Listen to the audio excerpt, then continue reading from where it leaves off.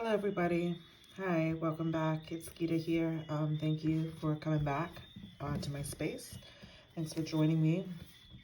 Thank you to all the new subscribers for all the, just for subscribing and for all the comments and engagement that I received on my last video. That was really encouraging, and that was really appreciated actually to get that sort of feedback, because I was a little nervous about sharing some of those thoughts, but I'm glad that they were all well received. So today, I I kind of want to start off this video right off the bat by giving some sort of disclaimers.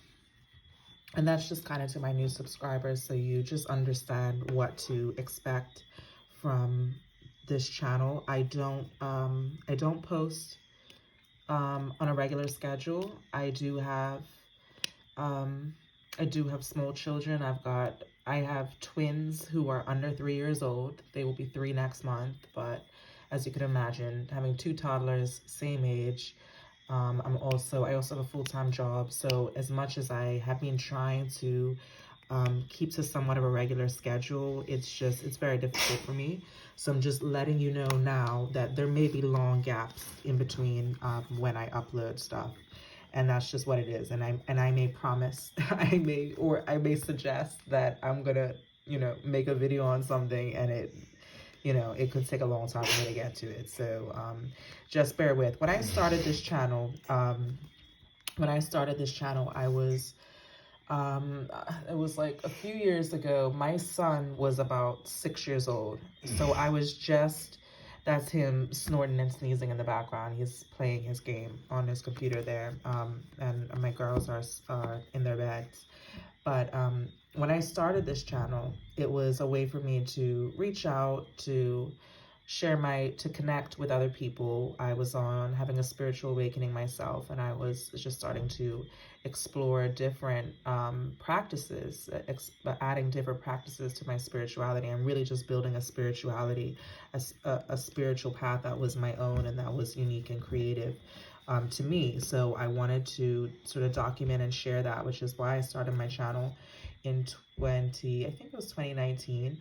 My son was about 6 years old at that time, so he was just getting to a stage where he was, becoming self-sufficient. It required less work, less time and energy from me, so I was able to put that kind of into the channel. And since I have my girls, it's been difficult to do that. But I'm saying all this to say that I know I'm going to get back there. You know what I mean? It will probably be, I have no intention on closing this channel anytime soon. So, so just know that. But I have to kind of prioritize as much as and also I wanted to say, like, with COVID and with my girls being small, and not even actually having an opportunity to go out and do socializing so much, that the channel has actually also been what do I say, like a creative outlet for that. It's been another therapeutic outlet actually for that, and I'm very thankful for the connections that I have made on here, despite the fact that my channel is relatively small and growing. I've made some meaningful connections and already, and for that I'm really thankful, and for that reason I intend to keep my channel, which is, and all this is just a preface to say, like, if you watch my last video, like, this is, like, I'm not on here to work per se, Yes, I would love to actually turn my passion project, to turn sort of my hobby of tarot into something that could benefit me as well, maybe become lucrative in some way or another. But this really is just intended to be a casual, informal space. So don't put too much, I'm just like, oh, this is just like a disclaimer to say, like, don't take me too seriously. You know what I mean? Please don't take me too seriously. But I am here to share and connect with you all. And I guess this is also like a preface to say, like, I know in my last video I hinted that that I would do a sort of follow-up or discussion, share some of my thoughts on what I thought about the tarot online community. and I didn't mean to be like come across as incendiary or anything in that video, or like I was throwing shade on the tarot community, because honestly, this is a great place to be. And I think people here are really sincere. I think people here are really genuine, and and I think that's really special, actually. That's something really special about the tarot community. It doesn't necessarily feel like people are trying to sell you stuff like in other places, you know? We may not be aware of it, that we're doing that to each other, but I don't think that's actually people's intention most of the time, you know? It is really a awesome community, and quite humble, I think, humble intentions around what we're doing, sharing our love of tarot and other spiritual practices. So yeah, so for sure, like I wasn't trying to throw shade, and that's not what I'm here to do. I'm also not trying to get like, you know, make like a controversial clickbait sort of video or whatever. But it is nice to be able to speak your mind freely sometimes and just express yourself without fear of being canceled, or without fear of, you know, putting your foot in it, so to speak, you know? And I do think that can be a little nerve-wracking for some smaller channels. I mean, just channels and period, just channels period in this community. And also, you know, just for expressing any sort of critical concerns or discussions around tarot. You know, this is generally like a happy place, a safe space for people. And I get it, people are you know, can be very sensitive and very easily triggered and all that type of stuff. But yeah, okay, I think I lost myself there. I don't know what else I was gonna say, but anyway, so we're gonna, for visuals today, we're gonna look through this the Light and Shadow Tarot, because this is not a deck I see on Tarot 2 very often. And I do like to give some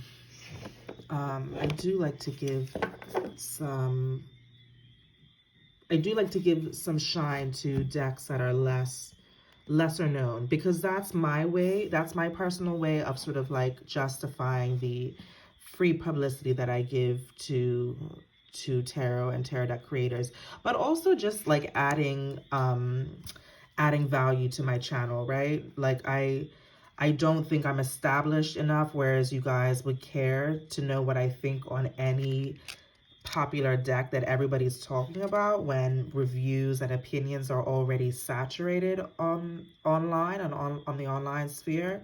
So I try to, if I am going to do a video where I'm talking about a deck or showing a deck, like I do try to show those decks that there's not a lot of content for them online, because that just, you know, it's like killing two birds with one stone. You know, I get to I don't know. Yeah, it's just, it makes sense to me. So anyway, this is a mass market deck. I really enjoyed the black and white sort of block art, block print sort of thing. It's kind of Thoth inspired. I really like this card here, because I always felt that the Emperor card, that there should be like I've always been looking for a deck that that would have, yeah, somebody looking like Emperor Selassie as the emperor, because my first times when I sort of experienced the archetype of the emperor being here in Bermuda, which is like a quasi sort of Caribbean country, you know, you hear about Emperor Selassie, and to me this looks like him. Okay, so what were we talking about? That was a little tangent, but this is an interesting deck. I intend to trim the borders. The cardstock's really crap. It's like paper thin. I think I got this like in a trade or something. I didn't spend a lot of money on this. But I actually started to color this in. We'll get to the one that I colored. But yeah, because this is such a cheap deck, I was like, hey, I'm gonna color it in, even though I do like the black and white. Okay, so I thought this would be an interesting deck to show because, yes, because it's nobody knows about it. So let's raise its profile. But also because light and shadow, and that's what we're kind of talking about today, I guess. The light and shadow of social media and social media communities.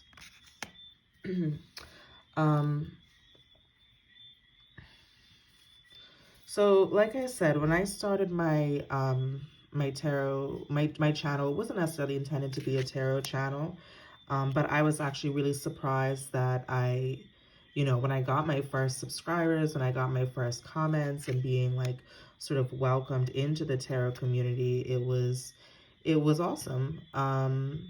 And I actually had been offline for quite a while. Like I went on like a social media detox. Like I got rid of my Facebook, Instagram, Twitter, like everything. I didn't even have a phone. When I first came back to my home island after being overseas for a few years, I didn't even have a phone for like, I'm gonna say like 2-3 years. I just didn't want one, And the country I live in, the island I live in, is that type of place where you could get away. It's a little dangerous, and if you have kids, yeah, you want to have a phone. But I didn't have my babies at that time.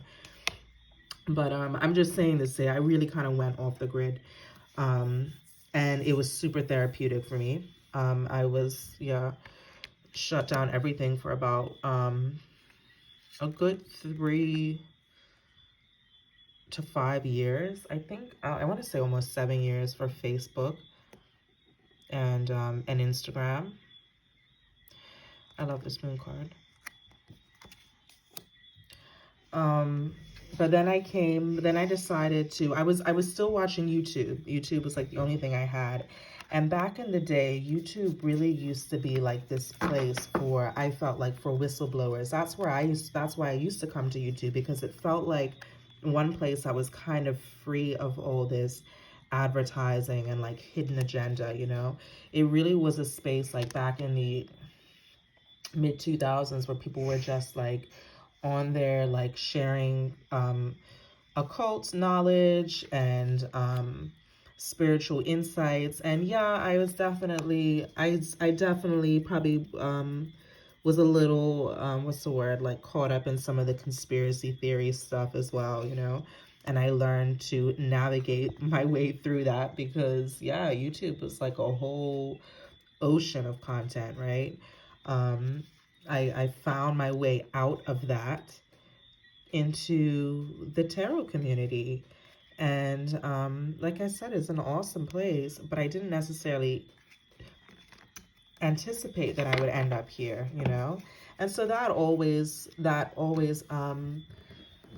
what's the word, influences the sort of content that I want to make or that I think I should make, because at the end of the day, I know somewhat if I want to get engagement or grow my channel, then I have to kind of there's a sense of pandering to what your audience wants, or what your viewers want to see, or just what people want to see, period. And I think a lot of people may teeter with that, like what they want to share versus what people want to see, And that's where I think the whole conversation around like sort of content and like the quality of your content, and maybe not even the quality of your content, but just the authenticity of what it is you're sharing. And when I mean authenticity, I mean how much of yourself are you sharing, as opposed to how much product are you sharing. Do you know what I mean? I think that's really what we mean when we talk about, like, we want people to be authentic. We want people to share themselves in connection, in relation to these products, and not just, just share product info all the time, because that can get a little boring. I mean, that's not necessarily the type of content that I'm looking for However, I do enjoy walkthroughs and flip throughs and stuff, especially if it's a deck that I want to see, or if it's a new deck. Even actually if it's a deck, sometimes they actually can be really interesting, because sometimes the deck I'm not interested in buying at all, but I just want to see it, so I don't actually need to buy it. So there's like definitely room for everything. Everything is welcome, but I'm just talking about, you know, I'm just thinking things out from the perspective of some of the points that have recently been raised around the video I made a couple weeks ago, which was obviously a response to a much bigger discussion started by Mixtress Ray, or rather carried on by Mixtress Ray, because we know that the discussion about consumerism and content and sort of cheap tarot content has that's been ongoing, right? So that's the thing. Like, if we're going to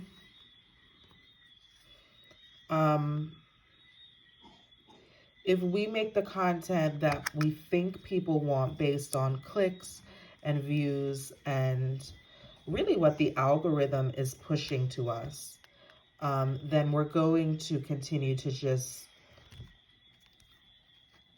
do videos where you can either show as many decks at one time as possible, or, you know, you're just always going to make deck focused content. We're talking about tarot, right? In the tarot lane, you're always going to make very deck focused content if you are doing what you think the algorithms want you to do.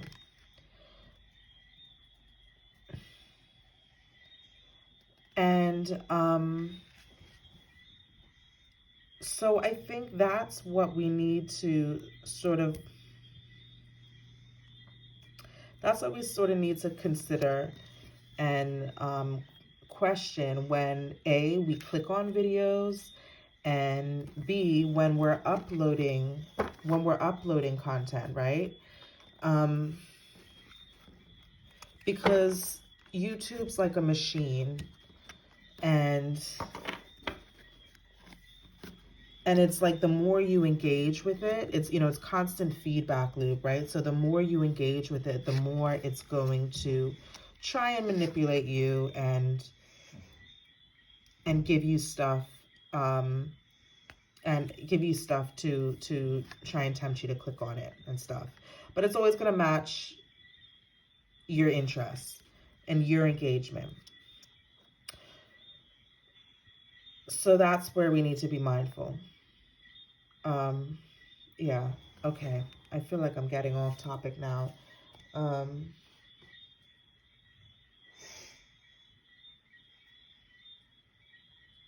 But yeah, so I guess